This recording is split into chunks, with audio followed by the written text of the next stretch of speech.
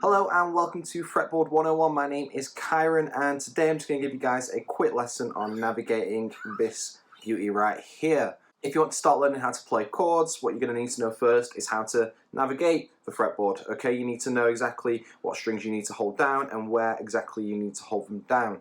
So this lesson is really just going to give you guys a little bit more insight as to exactly which string is which and which frets are which and how we can tell. Okay. Now, just starting off with the strings, on your standard guitar there are 6, okay? We've got the E string, we've got the A string, we've got the D string, we've got the G string, the B, and last of all, again, the E string, so 6 strings.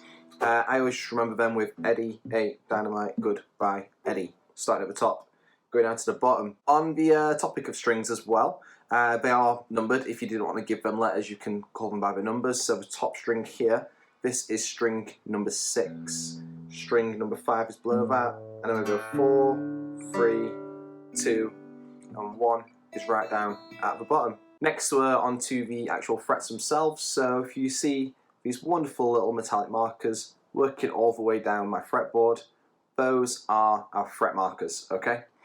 So up here, if I was to hold a string down just before this marker, I'd be holding down fret 1.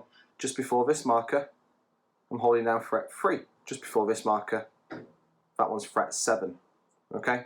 Now when we're playing our chords and we're holding our notes, we want to try and hold down the string as close as possible to that marker as you can get it, but without touching it. If you end up touching it, then it won't sound right. It has a bit of a metallic ringing sound and it's just not very pleasant. So to get the best sound possible, you want to hold it down as close as you can to the marker, but without actually touching the marker itself.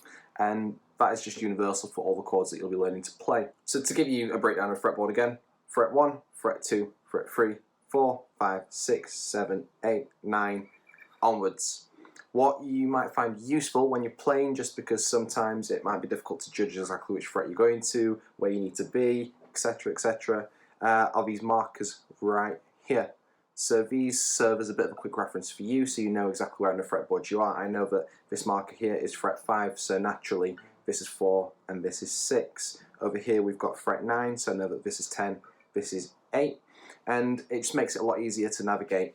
I've also got them on my guitar just here along the ridge so that I can see from up here. Not every guitar has them, but if you do have them, I would definitely utilise them. They'll make your life so much easier. And that is how we navigate a fretboard, guys. Thank you so much for watching. I hope that was useful. Goodbye.